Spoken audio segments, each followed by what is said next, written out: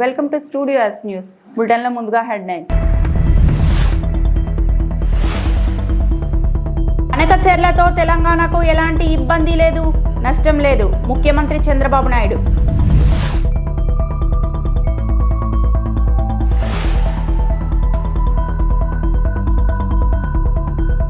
రౌడీలను సమీకరిస్తున్న జగన్, మంత్రి పయ్యావుల.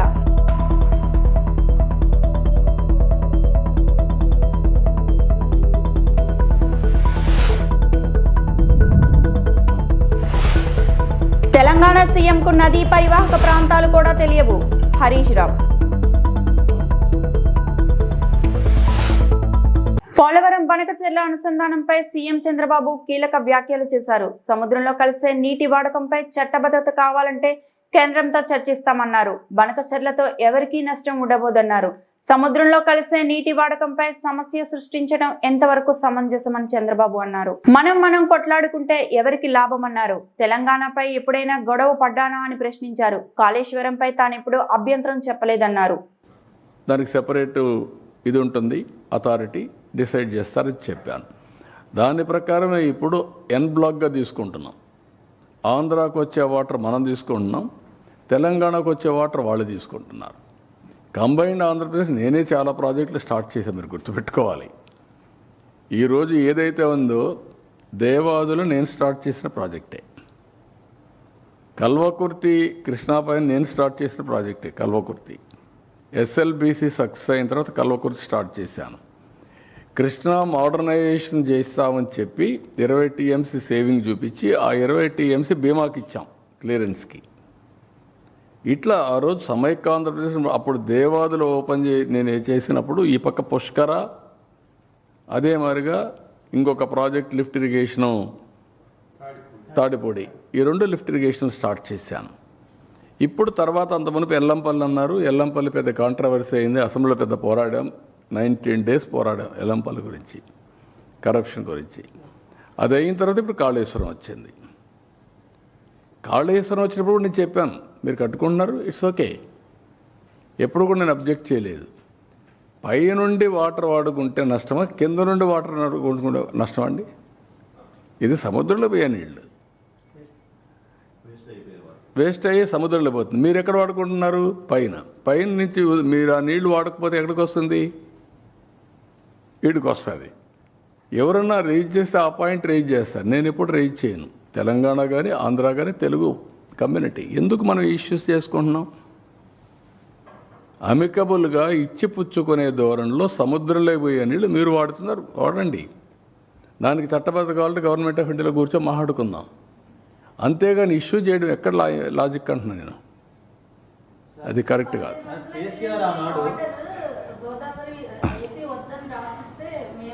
అదేమ్మా, ఎవరికెవరు రాసిస్తారు? కరెక్ట్ కాదు. ఆర్గ్యుమెంట్ ఏదైనా చేయొచ్చు. అంటే చట్టం కానీ న్యాయం కానీ అందరికీ సమానంగా ఉంటాయి. మనం కొట్లాడుకుంటూ వచ్చే లాభం. నేను ఎందుకు కొట్లాడలేదు? తెలంగాణ పైన ఎప్పుడైనా గొడవ పడ్డానా? వై? నా థియరీ ఒకటే, గొడవ పడితే ప్రజల్ని మభ్య పెడుతున్నాం మనం.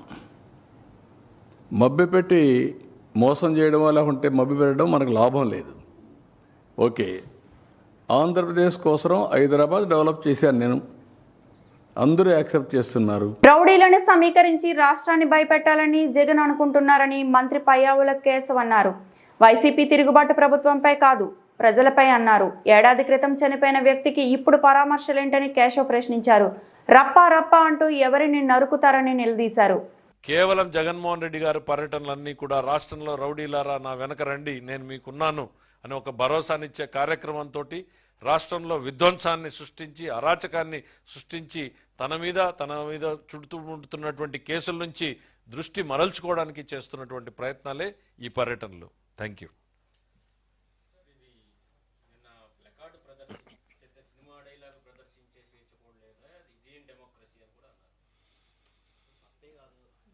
అదే చెప్తున్నా, ఇంకా సంతోషం. మేము చెప్పేది ఏంటంటే సినిమాల్లో చాలా మంచివి ఉన్నాయి, రాముడి దగ్గర నుంచి ఉన్నటువంటి చరిత్రలు ఉన్నాయి. మరి నేషనల్ లెవెల్లో ఉన్నటువంటి మోడీ గారు ఏం కొటేషన్స్ చెప్తాడు, జగన్మోహన్ రెడ్డి గారి ఫాలోయర్లు ఏం కొటేషన్స్ చెప్తున్నారు? అవి సినిమా డైలాగులే, ఇవి సినిమా డైలాగులే. మన మనస్తత్వాన్ని ఎక్స్పోజ్ చేస్తున్నాయి. రప్ప నరికేస్తామంటే ఎవరిని నరికేస్తారు? సంతోషమే అంటాడు.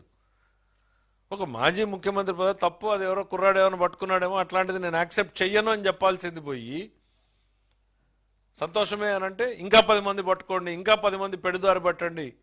అధికారంలో ఉన్నప్పుడు గంజాయిని ఎంకరేజ్ చేశారు, గంజాయి బ్యాచ్లను ఎంకరేజ్ చేశారు, క్రైమ్ కంట్రోల్ లేకుండా పోయింది, పోలీసు వ్యవస్థని దుర్వినియోగం చేశారు. మళ్ళీ ఇప్పుడు అరాచకవాదులందరినీ అంటేసుకుని ఈ రాష్ట్రంలో మళ్ళీ అలజడి సృష్టించేటువంటి ప్రయత్నం. రాష్ట్ర అభివృద్ధి మీద ఒక కుట్ర జరుగుతోంది. వైఎస్ఆర్సీపీ ఆలోచనలు, జగన్మోహన్ రెడ్డి గారి ఆలోచనలు ఈ రాష్ట్రం ప్రశాంతంగా ఉండకూడదు, పెట్టుబడులు రాకూడదు అనేటువంటి ఒక దుర్మార్గమైనటువంటి ఆలోచనతో చేస్తున్నటువంటి కుట్ర ఇది.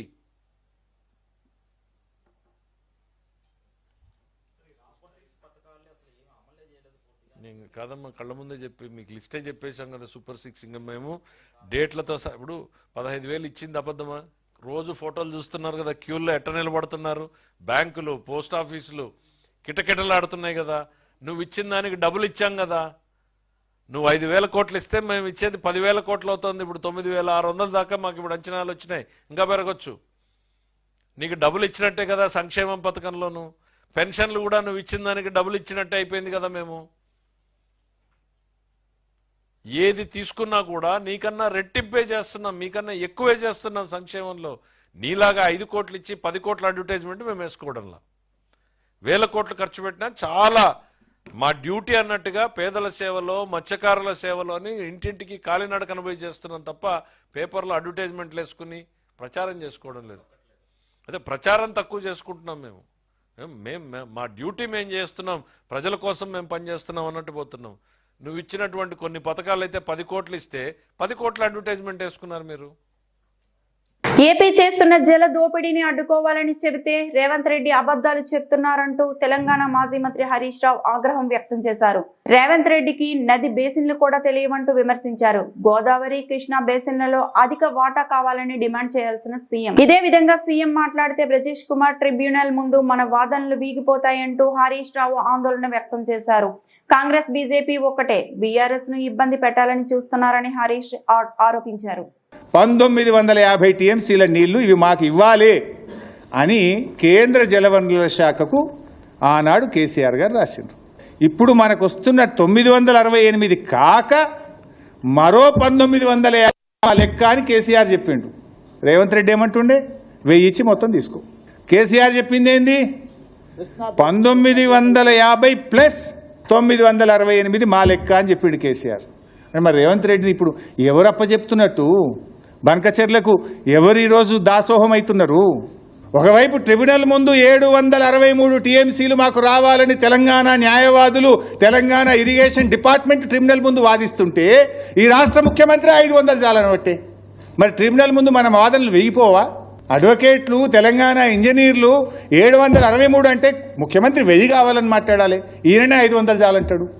ఇరాన్ ఇజ్రాయెల్ యుద్ధం నేపథ్యంలో భారత ప్రభుత్వం అప్రమత్తమైంది. ఇరాన్లోని భారతీయులను స్వదేశానికి తీసుకొచ్చే చర్యలు ప్రారంభించింది.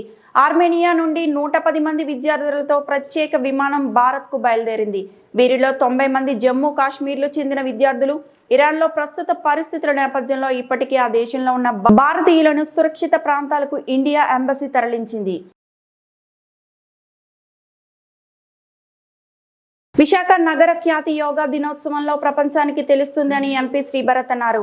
ఈ నెల 21న విశాఖలో జరగనున్న అంతర్జాతీయ యోగా దినోత్సవంలో భాగంగా గాజువాక క్లబ్ ఆడిటోరియంలో విస్తృత స్థాయి సమావేశం నిర్వహించారు. ఈ సందర్భంగా ఎంపీ మాట్లాడుతూ ప్రధాని నరేంద్ర మోడీ పాల్గొంటున్న ఈ కార్యక్రమాన్ని కూటమి ప్రభుత్వం ప్రతిష్టాత్మకంగా తీసుకుంది అని పేర్కొన్నారు. యోగాపై ప్రజల్లో చైతన్యం పెరిగిందని, ఆ దిశగా ప్రచారం కూడా ఊపందుకుందని చెప్పారు. ఈ వేడుక ప్రపంచ చరిత్రలో సువర్ణ అధ్యాయంగా నిలుస్తుందన్నారు. దేశమంతా ఆ రోజు విశాఖ వైపే చూసేలా ఏర్పాటు జరుగుతున్నాయని తెలిపారు. ముఖ్యమంత్రి చంద్రబాబు సూచనలతో అధికార యంత్రాంగం ఏర్పాట్లలో నిమగ్నమైందన్నారు. రిజిస్ట్రేషన్ విషయమై ఎలాంటి ఇబ్బంది లేకుండా అన్ని చర్యలు తీసుకున్నామని తెలిపారు. ఈ సమావేశంలో Tanuku MLA Radhakrishna, deputy mayor Dalli Govind Reddy, DCCB chairman Kona Tatarao, సమన్వయకర్త ప్రసాదుల శ్రీనివాస్, కూటమి కార్పొరేటర్లు, జీవీఎంసీ అధికారులు పాల్గొన్నారు. మీ అందరికీ మీడియా మిత్రులకు తెలుసు, ప్రధానమంత్రి గారు, ముఖ్యమంత్రి గారి ఆధ్వర్యంలో ఒక ప్రపంచ స్థాయి రికార్డు సాధించాలనే ఒక సంకల్పంతో ఇవాళ మీ అందరం పనిచేస్తున్నాము. గత నెలగా ఈ ఎంటైర్ ఉత్తరాంధ్ర ప్రాంతంలో చాలా మందికి ట్రైనింగ్లు నడపడము, అన్ని వర్గాలకు చెందిన వాళ్ళు అంటే ట్రైబల్ స్టూడెంట్స్, సీనియర్ సిటిజన్స్, వేద పండితులు అందరూ యోగా చేస్తున్నారు. అండ్ రేపు మనకి ఎల్లుండి జరగబోయే ఈవెంట్లో బీచ్ రోడ్లో ఇంచుమించు ఒక 150 కంపార్ట్మెంట్లు, మిగతా అడిషనల్ లొకేషన్స్ బీచ్ రోడ్కి ఆనుకుని ఇంకో 150 కంపార్ట్మెంట్స్, ఎక్కడన్నా మనకి పెద్ద గ్రౌండ్స్ దొరికితే అక్కడ ఒక 20-30 కంపార్ట్మెంట్స్, అన్ని కలిపి 326 కంపార్ట్మెంట్స్ పెడుతున్నాము. వాళ్ళల్లో ఏంటంటే మినిమం ఒక 3,50,000 మంది ఒకటేసారి యోగా చేసి Guinness book of world records లో మనం ఎంటర్ అవబోతున్నాం అనేది మనందరి టార్గెట్. ఇప్పుడు ప్రభుత్వము అండ్ పొలిటికల్ లీడర్షిప్ అంతా కలిసి చాలా పకడ్బందీగా ఆర్గనైజ్ చేస్తున్నారండి. బహుశా ఆంధ్రప్రదేశ్లో ఇంత పెద్ద ఈవెంట్ ఆర్గనైజ్ చేయడం ఎప్పుడు జరుగుండదు. ఎందుకంటే it is not number of people, వాళ్ళందరూ వచ్చి యోగా అక్కడ చేసి టైంకి చేయాలి. మళ్ళీ ఒక పబ్లిక్ మీటింగ్ ఏంటంటే 5 PM అంటే 6 PMకి వచ్చినా పర్వాలేదు. ఇక్కడ యోగా 7కి స్టార్ట్ అవుతుందంటే 7 షార్ప్, 7:45కి అయిపోతే ఇంకా అయిపోయినట్టు, దాని తర్వాత ఇంకా రికార్డింగ్ లేదు. మీడియా మిత్రుల ద్వారా కోరేది ఏంటంటే మీరు ప్రజలందరికీ తీసుకెళ్లాల్సిన మెసేజ్, అందరూ ఆహ్వానితులు. మిమ్మల్ని ఆహ్వానించేది ఏదో రికార్డు కోసమే కాదు, మీ ఆరోగ్యం కోసం. వాళ్ళ సమాజంలో అనేక ఆరోగ్య సమస్యలు వస్తున్నాయి. బాడీ పెయిన్స్ అని, డైజెషన్ ఇష్యూస్ అని, నిద్ర సరిగ్గా పట్టుకోవడం, కాన్సన్ట్రేషన్ లేకపోవడం, మానసికంగా అందరు ఇబ్బంది పడటము, ఇవన్నిటికీ యోగా ఒక గొప్ప సొల్యూషన్. దాంట్లో ఆసనాలు, ప్రాణాయామాలు కానీ రోజు మనం చేయగలిగితే, నేను కూడా ఎర్లీ మార్నింగ్ లెగ్సే రకం కాదండి, ఆనెస్ట్గా చెప్తున్నా. నేను గత వారంగా యోగా పొద్దున్న చేస్తుంటే 6 గంటల లెగ్స్లో నాకు టైర్డ్ అనిపించట్లే. నెక్స్ట్ డే మళ్ళీ ఇంకెక్కడ చేయాలి అనే ఒక ఆలోచన వస్తుంది. సో నాకు కూడా హ్యాపీగా ఉంది. పర్సనల్గా నేను బెనిఫిట్ అవుతున్నాను, మీరు కూడా అందరు బెనిఫిట్ అవ్వాలని కోరుతున్నాము. రాజవాక్ నియోజకవర్గంలో పల్లా శ్రీనివాస్ గారు, ఆయన ఫాదర్ సింహాచలం గారు చనిపోవడం వల్ల కొంత ఈ యాక్టివిటీస్లో డైరెక్ట్గా ఇన్వాల్వ్ అవ్వలేకపోతున్నారు, కానీ ఇండైరెక్ట్గా అంత గైడ్ చేస్తున్నారు. మా అబ్జర్వర్స్ ఇక్కడ రాధాకృష్ణ గారు, ప్రభాకర్ గారు ఉన్నారు. ఇతర పార్టీ నాయకులు, జనసేన, బీజేపీ నుంచి ఆల్రెడీ ఇక్కడ సీనియర్ నాయకులు ఉన్నారు కాబట్టి వాళ్ళందరూ కలిపి సక్సెస్ చేస్తారని మేము చాలా బలంగా కోరుతున్నాము. మీ ద్వారా కోరేది ఏంటి అంటే మీ ఈ నెక్స్ట్ 2 days మీరు మిగతా ఫోకస్ అంతా తగ్గించుకుని యోగా మీద మీరు దృష్టి పెట్టండి. ఈ ఈవెంట్లో మాక్సిమం పార్టిసిపేషన్ అయ్యేటట్టు మీరు జనాల్ని మీరు ప్రోత్సహించాలని కోరుకుంటున్నాను. భూ ఆక్రమణ పేరుతో నిర్మాణాన్ని తొలగించాలని రెవెన్యూ అధికారులు చేసిన ప్రయత్నం బెడిసికొట్టింది. ఇంటి యజమానురాలతో పాటు స్థానికులు కూడా అధికారుల తీరుపై మండిపడ్డారు. వివరాల్లోకి వెళ్తే జీవీఎంసీ 74వ ward Dayal Nagar quarry road survey number 64/1లో అడారి భవానీకి చెందిన పూరి గుడిసె ఉండేది. ఆ పూరి గుడిసెకి 2014 నుండి ఇంటి పన్ను, కరెంటు మీటర్, కొళాయి పన్ను ఉన్నాయి. దానికి 2018లో అప్పటి చంద్రబాబు ప్రభుత్వం 2096 జీవోలో ఇచ్చిన పట్టా కూడా ఉంది. అయితే సదరు వ్యక్తి గుడిసె స్థానంలో ఇటీవల రేకుల షెడ్ నిర్మాణం చేసుకుంది. దీనిపై పెదగంట్యాడ రెవెన్యూ అధికారులకు తప్పుడు సమాచారం ఇచ్చి తమ ఇంటిని కూల్చేయాలని చూస్తున్నారని భవానీ ఆరోపించారు. దీనిపై కోర్టు ఆర్డర్ ఉన్నప్పటికీ నిర్మాణం కూల్చివేతకు రావడంపై మండిపడ్డారు. పేదవాళ్ళ ఇళ్లపై ఇలా చేయడం కరెక్ట్ కాదని దళిత నాయకుడు గంట్యాడ గోవిందరాజ్ పేర్కొన్నారు.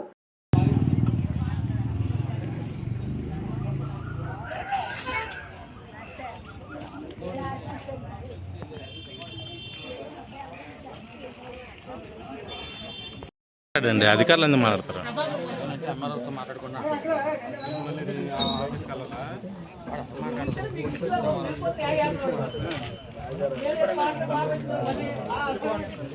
మా అబ్బాయి వెళ్తే నేనే చంపేసి అక్కడికి ఇప్పేస్తాను.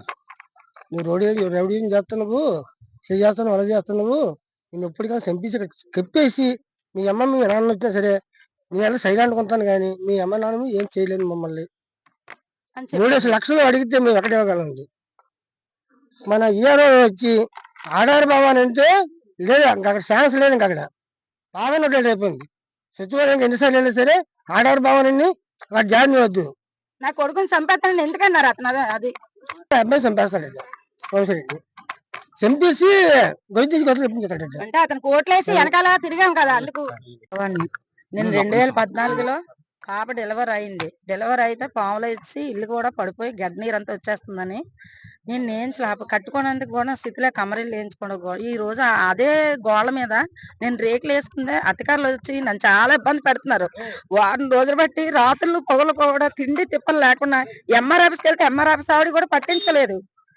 వెళ్ళాం కూడా అలా 10 మంది. ఇక పక్క ఆవిడ కూడా వచ్చింది. అలా ఆయనకి ఆరోగ్యం పోలే, పక్క వాళ్ళు తోడు పెడిసి కూడా వచ్చింది. వెళ్ళాం. ఇప్పుడు ఈ రోజు రాలేదంటున్నారు. ఈ రోజు రాత్రులు పొగలు అనుకున్న మమ్మల్ని తిండి తిప్పలు లేకుండా ఏడిపిస్తున్నారు. చంద్రబాబు నాయుడు ఇచ్చిన పట్టా ఉంది నా దగ్గర, కరెంట్ బిల్ ఉంది, ఇంటి పట్టా అది ఇంటి పన్ను ఉంది, వాటర్ బిల్లు కడుతున్నాను. బిల్లు ఎందుకు కట్టించుకుంటున్నారు గవర్నమెంట్ అయితే చెప్పండి ఒకసారి. నన్నే ఎందుకు ఇంత ఇబ్బంది పెడుతున్నారు? ఇప్పుడు ఈ ఇల్లు ఎంఆర్ఓ తప్పుడు రిపోర్టు వీఆర్ఓ ఇచ్చారు. ఏమనంటే ఇక్కడ రేకుల షెడ్ కట్టింది పాత 2015లో కట్టిందే పూరిల్లు. అది పూరిల్లు పడిపోయి శిథిలావస్థకు వచ్చేయడంతో రేకులు తీసి వేసుకోవడం జరిగింది. దీని హిస్టరీ ఏంటంటే 2015లోనే హైకోర్టును ఆశ్రయించడం జరిగింది. హైకోర్టు వారు 2022లో ఒక ఆర్డర్ ఇచ్చారు. ఏమంటే లాన్ ఫాలో అవ్వమన్నారు. వాళ్ళ సైట్లో ఉంటే మీరు ఎవరు ఎంటర్ అవ్వద్దు, వాళ్ళ ఇంటి పనులు కరెంట్ బిల్లు పట్టాలన్నీ చూపెడుతున్నారు, అది తప్పని మీరు నిరూపించలేకపోతున్నారు, అందుకు ఆ ఇంటి దగ్గర మీరు వెళ్ళొద్దని క్లియర్ కట్గా ఒక ఆర్డర్ ఉంది ఎంఆర్ఓకి జీవీఎంసీకి. ఆర్డర్ ఉన్నా సరే ఎటువంటి నోటీసు ఇవ్వకుండా ఇచ్చేసామని చెప్తున్నారు. నోటీస్ అయితే మాకు ఇవ్వలేదు. ఇప్పుడు అసలు యాక్చువల్గా 7 నోటీస్ ఫస్ట్ అంటించాలి, మాకు ఇవ్వాలి. 7 నోటీస్ ఇచ్చిన తర్వాత అప్పుడు 6 నోటీస్ ఇచ్చి కొట్టుకోవాలి ఏమైనా తప్పులు ఉంటే. ఏమీ జరగకుండా ఇచ్చామనేస్తున్నారు అంతే. నోటితో మాత్రం ఏం చెప్పట్లేదు. మాకున్న ఆధారాలు ఏంటంటే ఆ ఇంటికి 296 పట్టా ఉంది. అప్పుడు చంద్రబాబు గవర్నమెంట్లో పట్టా ఇచ్చారు. ఆ పట్టా ఉంది, ఇంటి పన్ను ఉంది, కరెంట్ మీటర్ ఉంది, కొలాయి ఉంది, ప్లస్ మున్సిపల్ ప్లాన్ ఉంది. ఇన్ని ఆధారాలు ఉన్నా వాళ్ళు ఏదో కొట్టేయాలనే ఉద్దేశం. ఇక్కడ మెయిన్ ఏంటంటే అన్ని వార్డులు ఒక ఎత్తు, కానీ ఈ ఒక్క 74వ వార్డు ఒక్కటే ఒక ఎత్తు. అన్ని వార్డులో కార్పొరేటర్లు ఇల్లు నిలబెట్టాలని చూస్తున్నారు, ఇక్కడ కార్పొరేటర్ ఇల్లు కూలగొట్టాలని చూస్తున్నాడు. గాజువాకలోని కకే తైబా కబ్రిస్తాన్, కకే కాదర్ కబ్రిస్తాన్ కమిటీ ఏర్పాటుపై మదీనా మసీదు కమిటీ సభ్యుడు ఫజల్ రెహమాన్ అభ్యంతరం వ్యక్తం చేశారు. ఈ మేరకు ఆయన మీడియాతో మాట్లాడుతూ ఎవరిని సంప్రదించుకుంటా కమిటీ ఎలా ప్రకటిస్తారని ప్రశ్నించారు. ఆల్మాస్ ఫెడరేషన్ జిల్లా కమిటీలో చోటు కోసం గాజువాకలో ఇలా కమిటీ ఏర్పాటు కావడం తగదన్నారు. అన్ని మసీదుల నుండి అభిప్రాయాలను తెలుసుకున్నాక కమిటీ ఏర్పాటు చేయాల్సి ఉన్నా వాటిని పక్కన పెట్టి కొందరు స్వలాభం కోసం ఇలా చేయడం తగదన్నారు. తక్షణమే వేసిన కమిటీని రద్దు చేయాలని డిమాండ్ చేశారు. కమిటీ అన్నది రాజకీయాలకు అతీతంగా ఉండాలని సూచించారు. मेरा नाम फजलुर रहमान गाजुवाका से ఈరోజు ఈ ప్రెస్ మీట్ పెట్టడానికి కారణం ఏంటంటే మన 100 ఫీట్ రోడ్లోని కాకే తైబా అని కబ్రస్థాన్ ఉంది. ఆ కబ్రస్థాన్కి ఈ మధ్యన కమిటీ వేయడం జరిగింది కొంతమంది వ్యక్తులు. అయితే ఈ కమిటీ వేయడానికి కారణం ఏంటంటే ఈ ఆల్మాస్ ఫెడరేషన్లోని ఈ మధ్యనే ఎలక్షన్ ఉంది. ఈ ఎలక్షన్లోని వాళ్ళే సొంత లబ్ధి కోసం పార్టిసిపేట్ చేయడం కోసం మాత్రమే ఈ కమిటీ వేయడం జరిగింది. ఇది జీవీఎంసీ ఇచ్చింది కబ్రస్థాన్. ఇది ప్రతి మసీద్కి సంబంధించింది, ఏ సొంత వ్యక్తులకు సంబంధించింది కాదు, ఏ సొంత మసీద్కి సంబంధించి కాదు, ప్రతి మసీద్కి సంబంధించింది. అయితే వీళ్ళు కొంతమంది ఆ ఎలక్షన్లో పార్టిసిపేట్ చేయడం కోసం మాత్రమే ఆరిఫ్ అనే వ్యక్తి అక్కడ నామినేషన్ వేయడం కోసం మాత్రమే ఈ కమిటీ వేయడం జరిగింది. అందుకే మేము ఆల్మాస్ కూడా రిక్వెస్ట్ చేస్తున్నాం, ఈ ఆల్మాస్లో కూడా రిక్వెస్ట్, ఈ ఎలక్షన్లో ఎవరైతే నామినేషన్ వేశారో అవన్నీ క్యాన్సిల్ చేసి ఎలక్షన్ రద్దు చేయాలని కోరుతున్నాం. పారిశుద్ధ్య కార్మికులకు తల్లికి వందన పథకం అమలు చేయాలని మంత్రి నారా లోకేష్ కు కూటమి ఎమ్మెల్యే కొలికపూడి శ్రీనివాసరావు వేడుకోలు. వందనం అనే ఒక అద్భుతమైన కార్యక్రమాన్ని అమలు చేయడం ద్వారా విద్యారంగంలో ఒక భారీ విప్లవానికి, భారీ మార్పుకి పునాది వేసిన విద్యాశాఖ మంత్రి లోకేష్ గారికి తల్లికి వందనం పథకంలో లబ్ధిదారులైన తిరుమూరు నియోజకవర్గంలో ఉన్న పిల్లలందరి తరఫున, వారి కుటుంబాల తరఫున తిరుమూరు శాసనసభ్యుడిగా ధన్యవాదాలు తెలియజేస్తున్నాను. అదే సమయంలో తల్లికి వందనం పథకంలో మున్సిపాలిటీలో పనిచేసే పారిశుద్ధ్య కార్మికులు వాళ్ళు ప్రభుత్వ ఉద్యోగం అన్న నిబంధనతో వాళ్ళని తల్లికి వందనం పథకానికి అనర్హులుగా చేయడం వల్ల పేద కుటుంబాలకు చెందిన చిన్న చిన్న ఉద్యోగాలు చేసుకునే ఈ పారిశుద్ధ్య కార్మికుల పిల్లలు తల్లికి వందనం పథకం పొందలేకపోతున్నారు. దయచేసి తల్లికి వందనం పథకాన్ని మున్సిపాలిటీలో పనిచేసే పారిశుద్ధ్య కార్మికుల పిల్లలకు కూడా వర్తింపజేయాలని ఈ సందర్భంగా గౌరవ ముఖ్యమంత్రి గారికి గౌరవ విద్యాశాఖ మంత్రి గారికి ఈ పారిశుద్ధ్య కార్మికుల తరఫున విజ్ఞప్తి చేస్తున్నారు. కర్నూలు జిల్లా ఆదోని పట్టణంలో నిన్నటి దినమున మందకృష్ణ మాదిగ నాయకత్వంలో పనిచేస్తున్న ఆదోని నియోజకవర్గ ఎంఆర్పీఎస్ నాయకులు 18/6/2025 డానాపురంలో జరిగిన దళిత సర్పంచ్ కు జరిగిన అవమాన సంఘటనపై ప్రెస్ మీట్ పెట్టడం జరిగింది. అందులో ఆదోని నియోజకవర్గం ఎమ్మెల్యే పార్థసారథి జరిగిన ఘటనపై వివరణ ఇవ్వాలని, అదేవిధంగా టీడీపీ నాయకులు గుడిసె కృష్ణమ్మ మరియు ఆ రెండు పార్టీలకు సంబంధించిన రాజకీయ నాయకులపై చట్టపరమైన చర్యలు తీసుకోవాలని, అదేవిధంగా క్షమాపణలు చెప్పాలని, దళితులకు గుడి ఆవరణలో ప్రవేశం కల్పించాలని డిమాండ్ చేయడం జరిగింది. ఈ విషయం తెలిసిన వెంటనే ఆదోని ఎమ్మెల్యే పార్థసారథి మరియు గుడిసె కృష్ణమ్మ, మందకృష్ణ నాయకత్వంలో పనిచేస్తున్న దళిత నాయకులు ఎదురుగా క్షమాపణలు చెప్పడం జరిగింది. ఇప్పటి నుండి ఎక్కడా గానీ ఇలాంటివి పునరావృతం కాకుండా చూడాలని ఎంఆర్పీఎస్ నాయకులు కోరడం జరిగింది. ఇది ప్రత్యేకమైన సందర్భం. నిన్నటి నుంచి మీరందరూ చూస్తూ ఉన్నారు. మాకు సంబంధించినటువంటి మాలో ఒకడైనటువంటి దళితుడిని అవమానించాము అన్నటువంటి ఒక వీడియో తీసుకుని విపరీతంగా దానికి పెడార్థాలు తీస్తా వైరల్ చేస్తున్న సందర్భాన్ని మేము ఈరోజు చూస్తూ ఉన్నాం. ఒకసారి ప్రజలందరికీ కూడా నా నేపథ్యాన్ని నేను ఒకసారి గుర్తు చేసుకోవాలి. నేను కూడా అణగారిన ప్రజల వర్గాల నుంచి వచ్చిన వాడిని, ఒక బీసీని. ఎన్నో సంవత్సరాలుగా బీసీ ఉద్యమాల్లో కానీ దళిత ఉద్యమాల్లో కానీ రాజ్యాంగబద్ధంగా మాకు రావాల్సినటువంటి హక్కుల గురించి పోట్లాడేవాడిని. నిరంతరం ఈ ఉద్యమాల్లో మునిగి తేలేవాడిని.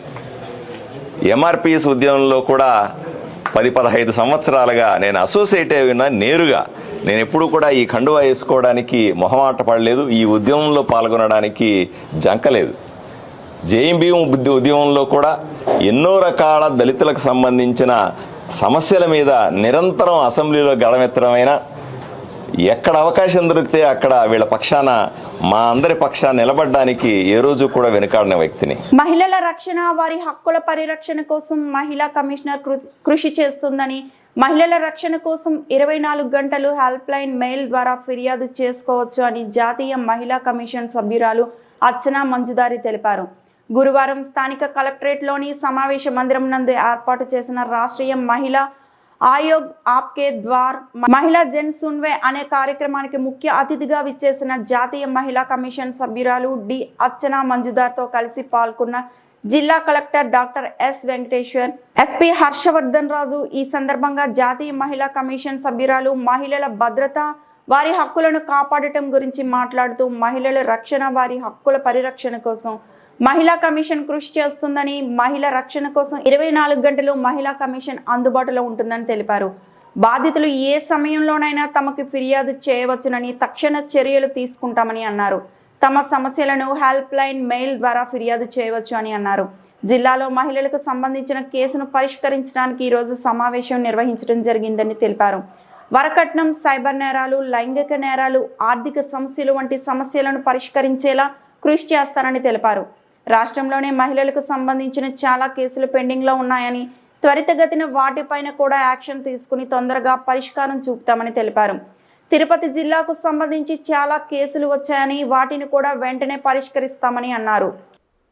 అందరికీ నమస్కారం. ఈరోజు మనకి తిరుపతి జిల్లాలో national commission for women member doctor Archana Majumdar గారు అండ్ వాళ్ళ ఎంటైర్ టీమ్ వచ్చున్నారు. ఇవాళ మొత్తం 8 డిస్ట్రిక్ట్స్ తాలూకా గ్రీవెన్సెస్ని ఇక్కడ ఈరోజు జన్ సున్వాయిలో భాగంగా తిరుపతి కలెక్టరేట్లో పెట్టడం జరిగింది. చాలామంది అంటే ఏదైతే కంప్లైంట్స్ ఇచ్చారో వాళ్ళందరూ కూడా ఇక్కడికి రావడం జరిగింది. ప్రతి ఒక్క కంప్లైంట్ని కమిషన్ సభ్యులు చాలా డీటెయిల్డ్గా వాళ్ళ సమస్యని విని అక్కడికక్కడే కన్సర్న్డ్ ఇన్వెస్టిగేటింగ్ ఆఫీసర్ నుంచి కేసు స్టేటస్ తాలూకా తీసుకొని, ఎలా అవుతుంది కేసు పురోగతులు తీసుకొని కరెక్ట్గా చేస్తున్నారా లేదా, అడిషనల్ రెమెడీస్ ఏమైనా చేయాలా, లేదంటే మళ్ళీ రీఎంక్వైరీ చేయాలా, రీఇన్వెస్టిగేట్ చేయాలా, లేదంటే ఐఓని ఏమన్నా మార్చాలా, ఇట్లా అక్కడికక్కడే డెసిషన్స్ తీసుకొని కంప్లైనెంట్స్కి కూడా కేసును బట్టి ఇమ్మీడియట్ జస్టిస్ వచ్చే విధంగా కూడా నేషనల్ కమిషన్ సభ్యులు చర్యలు తీసుకుంటున్నారు.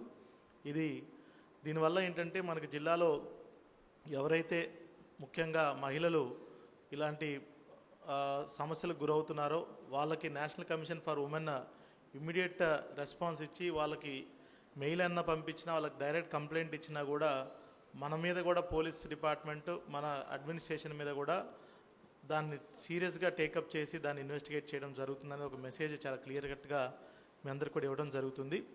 అదేవిధంగా మనకి ఇదొక మంచి ప్లాట్ఫామ్ కింద తీసుకొని ఒకవేళ మన డిపార్ట్మెంట్ వాళ్ళు కూడా అసలు కమిషన్కి వెళ్ళకముందే మనమే ముందుగా ఇన్వెస్టిగేట్ చేసి రిజాల్వ్ చేసే విధంగా చూసుకున్నట్టయితే కంప్లైంట్స్ చాలా వరకు తగ్గుతాయి.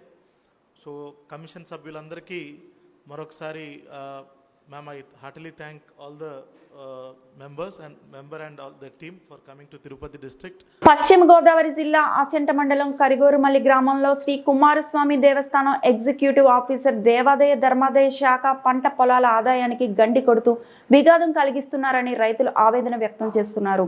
దేవస్థాన ఆదాయ అభివృద్ధికి సహకరించవలసిన ఆలయ ఎగ్జిక్యూటివ్ ఆఫీసర్ రాజకీయాలు చేస్తూ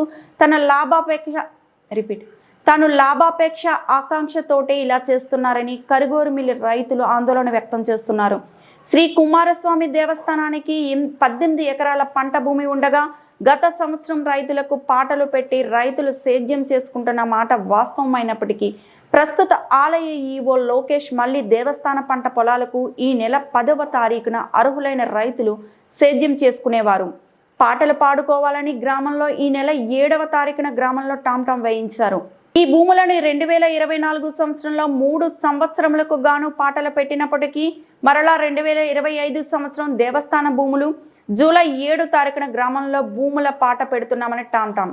ఎగ్జిక్యూటివ్ ఆఫీసర్ లోకేష్ ఎదుట వేయించవలసిన పరిస్థితి వచ్చింది. కావాలని ఇదంతా చేస్తున్నారని గ్రామంలో రైతులు ఆవేదన చెందుతున్నారు.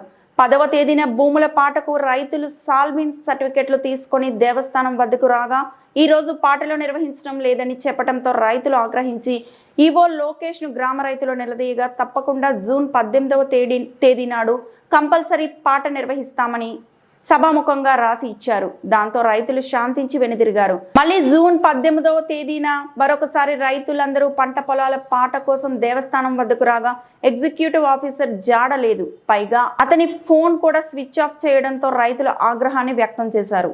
గ్రామంలో ఉన్నది గత ఏప్రిల్ నుంచి దానికి సుమారుగా 18 ఎకర్లో వరి వ్యవసాయం ఉంది. దాన్ని ఇప్పుడు కూడా పాట పెట్టడం ద్వారా పాటలు పెట్టి దాని ద్వారా రైతులు పాడుకుని ఆ దేవస్థానానికి స్విచ్ కట్టడం జరుగుతుంది. గత 3 సంవత్సరాల క్రితం పాట పెట్టడం జరిగింది. అది 3 సంవత్సరాల అనంతరం మొన్న క్రిత సంవత్సరం జూన్ నెలలో పాట పెడితే అప్పుడు గత 3 సంవత్సరాల క్రితం హెచ్చుపాట వెళ్ళటం వల్ల గత సంవత్సరం కూడా పాట తక్కువ పాటకి వెళ్ళింది.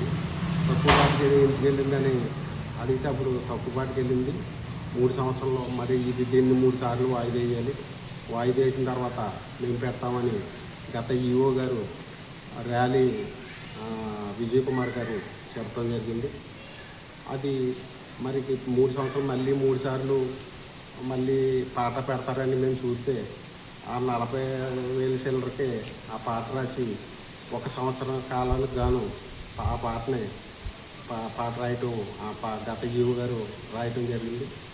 అది 1 సంవత్సర కాలం అవ్వింది కాబట్టి మొన్న 7వ తారీఖుని టౌన్ వేయించి పాట పెడతామని మనం ఇప్పుడు ఉన్న ప్రస్తుత ఈవో గారు గుమ్మలూరి లోకేశ్వరరావు గారు పాటని పెడతామని అనౌన్స్మెంట్ చేశారు.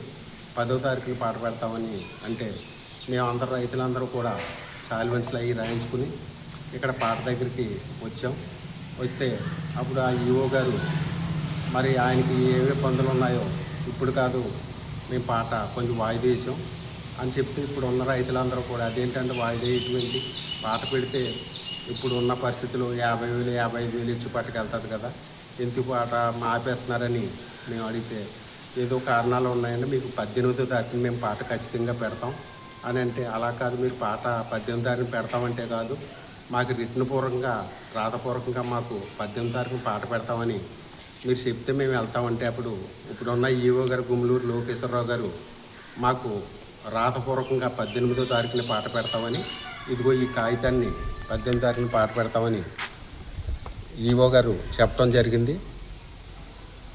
ఈ రోజున 18/6/2025 తారీఖున మేము అందరం కూడా సాల్వెన్స్లు కట్టుకుని మేము ఇక్కడ పాట దగ్గరికి గుడి దగ్గర ఆమస్థానానికి వస్తే ఇక్కడ ఈఓ గారు లేరు. ఈఓ గారికి మనం పలుమార్లు ఫోన్ చేసినప్పటికీ ఆయన ఫోన్ లిఫ్ట్ చేయకుండా ఆయన మరి ఎందుకు ఎస్కేప్ అవుతున్నారో మాకు తెలియలేదు.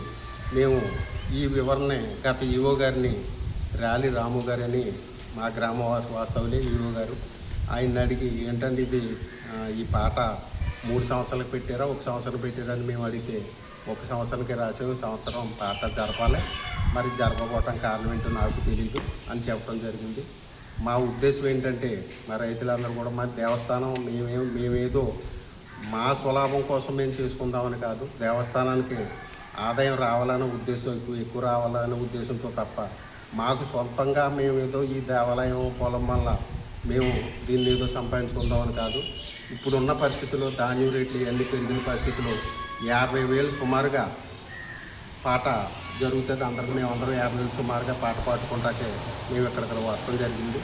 వారు ఈఓ గారు గత మరి పాటదారులకి కుమ్మక్కయ్యి చేశారో లేకపోతే ఏ రకమైన చేశారో లేకపోతే వాళ్ళు ఏమన్నా ఈఓ గారికి ఏమన్నా డబ్బులు ఇచ్చి లంచాలు ఇచ్చి ఆఫ్ చేయించారో తెలియదు. కానీ ఈ ఈఓ గారు అయితే ఎస్కేప్ అయ్యారు. దీన్ని మీ ద్వారాగా మన ఎండోమెంట్ కమిషనర్ గారికి, డీసీ గారికి, కాకినాడ డీసీ గారికి ఇవి ఇప్పటి వరకు ఉన్న బులెటిన్ అప్డేట్స్.